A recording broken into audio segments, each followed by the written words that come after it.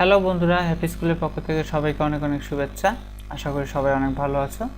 আজ আমরা 2021 সালের এসএসসি পরীক্ষার্থীদের অর্থনীতি বিষয়ক তৃতীয় সপ্তাহের অ্যাসাইনমেন্টের উপরে একটি ভিডিও টিউটোরিয়াল প্রকাশ করতে চলেছি। তো প্রথমেই আমরা দেখে আসি আমাদের অ্যাসাইনমেন্টে কি লেখা আছে। তো অ্যাসাইনমেন্টে লেখা আছে, যেখানে বলা হচ্ছে সূর্যের আলো, ভূমি, নদীর পানি এগুলোর কোনোটি সম্পদ বা সম্পদ নয়, তা অর্থনৈতিক দৃষ্টিকোণ থেকে বৈশিষ্ট্য উল্লেখপূর্বক ব্যাখ্যা প্রদান এবং উৎপত্তির ভিত্তিতে সম্পদের শ্রেণীকরণ। অর্থাৎ আমাদের অ্যাসাইনমেন্টের এটাই কিন্তু হচ্ছে আমাদের এই বিষয়ের উপরে আমাদের অ্যাসাইনমেন্ট লিখতে হবে, এবং সেই ক্ষেত্রে আমাদেরকে কিন্তু কিছু প্রশ্ন এখানে দেওয়া হয়েছে নির্দেশনাতে, যেখানে বলা হয়েছে অর্থনৈতিক সম্পদের ধারণা। 2 নম্বরে বলা হচ্ছে যে সম্পদের 4টি বৈশিষ্ট্যের ব্যাখ্যা।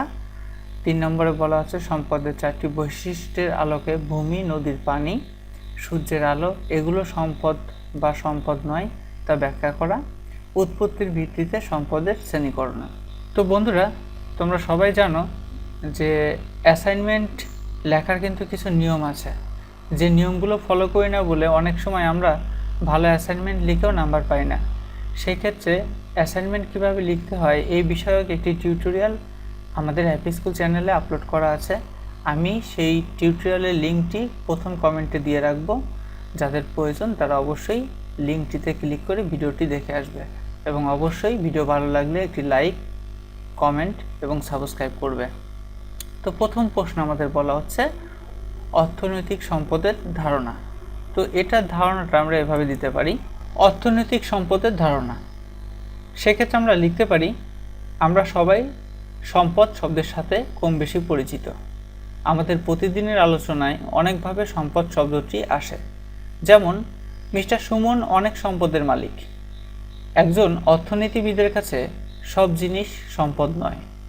অর্থনীতিতে সম্পদ হলো সেই সমস্ত জিনিস বা দ্রব্য যেগুলো পেতে চাইলে অর্থ ব্যয় করতে হয়। অর্থাৎ অর্থ ব্যয় করা ছাড়া যদি আমরা কোনো কিছু অর্জন করি তাহলে সেটাকে কিন্তু আমরা কখনোই সম্পদ বলতে পারবো না। সংক্ষেপে আমরা এই দ্রব্যগুলোকে অর্থনৈতিক দ্রব্য বলে থাকি। যেমন ঘরবাড়ি, টিভি, ফ্রিজ, মোবাইল ইত্যাদি দৃশ্যমান বস্তুগত সম্পদ। আবার ডাক্তারের সেবা, শিক্ষকের পাঠদান ইত্যাদি অদৃশ্যমান বা অবস্তুগত সম্পদ। উল্লেখিত জিনিসগুলো পেতে চাইলে আমাদের অর্থ ব্যয় করতে হবে। কোনো জিনিসকে যদি অর্থনীতিতে সম্পদ বলতে হয় তবে তার 4টি বৈশিষ্ট্য থাকা দরকার।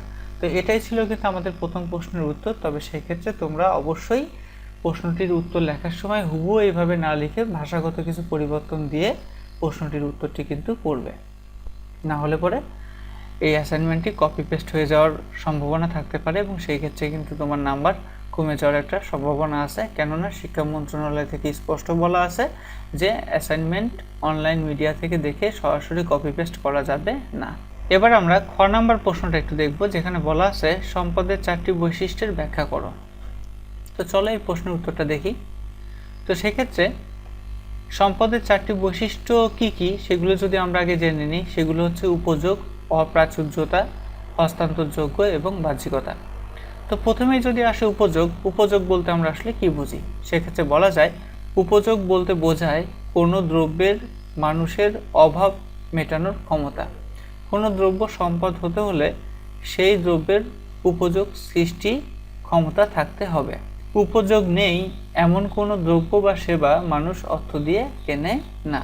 দ্বিতীয়টা হচ্ছে অপ্রাচুর্যতা।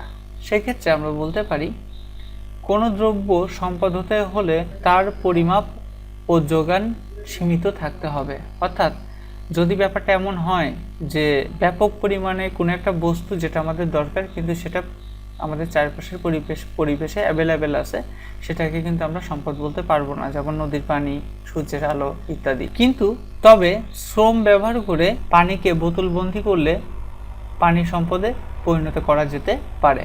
অন্যদিকে জমি, গ্যাস, যন্ত্রপাতি এগুলো চাইলেও প্রচুর পাওয়া সম্ভব নয়। অর্থাৎ এগুলো আমাদের কাছে অপর্যাপ্ত দ্রব্য, এগুলোই সম্পদ। যেমন আমি যদি মনে করি যে আমার কিছু পরিমাণ জমি আমার এই মুহূর্তে দরকার, তাহলে অবশ্যই কিন্তু আমাকে সেই জমিটা কিনতে হবে। এরপরের যে বৈশিষ্ট্যটা আছে সেটি হচ্ছে হস্তান্তরযোগ্য। সম্পদের আরও একটি বৈশিষ্ট্য হলো এর হস্তান্তরযোগ্যতা। হস্তান্তরযোগ্যতা বলতে বোঝায় হাত বদল হওয়া, অর্থাৎ কোনো একটা বস্তু এক হাত থেকে অন্য হাতে স্থানান্তরিত হওয়াকেই হাত বদল হওয়া বোঝানো হচ্ছে। বিশ্বকবি রবীন্দ্রনাথ ঠাকুরের প্রতিভাকে অর্থনীতির ভাষায় সম্পদ বলা যাবে না, কেননা রবীন্দ্রনাথ ঠাকুরের মধ্যে যে প্রতিভা ছিল সেই প্রতিভাটাকে কিন্তু তুমি কখনোই হস্তান্তরিত বা মালিকানার বদল করতে পারবে না। একইভাবে আমরা কাজী নজরুল ইসলাম বা আলবার্ট আইনস্টাইনের উদাহরণও কিন্তু দিতে পারি, কেননা এরা নিজেদের মেধা দিয়েই কিন্তু বিভিন্ন কবিতা বা বিভিন্ন বস্তু আবিষ্কার করেছে, এবং আমরা চাইলেও কিন্তু সেই ব্যাপারগুলো বা সেই কবিতাগুলো বা সেই আবিষ্কারগুলো নিজেদের নামে চালাতে পারবো না। এরপর আসা যাক বাহ্যিকতা। বাহ্যিকতাতে বলা হচ্ছে যে সমস্ত দ্রব্য মানুষের অভ্যন্তরীণ গুণ বোঝায় তা অর্থনীতির ভাষায় সম্পদ নয়, কেননা এর কোনো বাহ্যিক অস্তিত্ব আমরা উপলব্ধি করতে পারি না। যেমন কোনো ব্যক্তির মোবাইলের ওপর বিশেষ অভিজ্ঞতা বা জ্ঞান কিংবা কারো শারীরিক সৌন্দর্য বা চারিত্রিক গুণাবলীকে সম্পদ বলা যাবে না। অর্থাৎ এক কথায় একটা মানুষের মধ্যে আমরা ইন্টারনাল যে বৈশিষ্ট্যগুলো পেয়ে থাকি সেই বৈশিষ্ট্যগুলোকে আমরা কিন্তু কখনোই সম্পদ বলতে পারবো না। এবং এই ক্ষেত্রে কোনো একজন মানুষের চেহারা বা কোনো একজন মানুষের মেধা এগুলোকে কিন্তু তুমি চাইলেও টাকা দিয়ে কিনতে পারবা না, সেই জন্য এগুলো সম্পদ নয়। এবং এটাই ছিল হচ্ছে আমাদের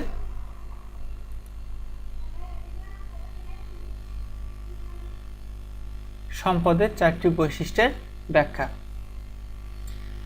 এবার আমরা 3 নম্বর প্রশ্নটা যদি একটু দেখি, সেখানে বলা হচ্ছে সম্পদের 4টি বৈশিষ্ট্যের আলোকে ভূমি, নদীর পানি, সূর্য, আলো এগুলো সম্পদ বা সম্পদ নয় তা ব্যাখ্যা করো। তো আমাদের এখানে আসলে বলা হচ্ছে যে আলো, ভূমি এবং নদীর পানি এই 3টা বস্তু এবং তার সাথে সূর্যের আলো এই বস্তুগুলো কি সম্পদ নাকি সম্পদ নয় সেটা আমাদের কাছে জানতে চাওয়া হয়েছে। তো চলো দেখা যাক।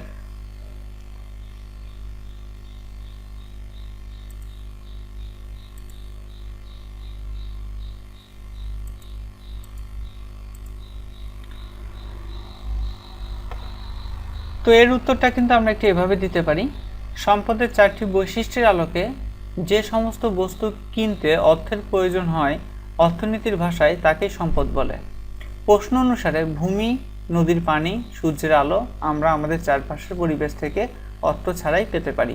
যেমন নদী থেকে পানি সংগ্রহ করতে আমাদের কোনো অর্থের প্রয়োজন হয় না, এমনকি নদীর মাছ যদি আমরা নিজেরাই শিকার করি তাহলে সেই মাছের জন্য কিন্তু আমাদের কোনো অর্থ প্রদান করতে হয় না।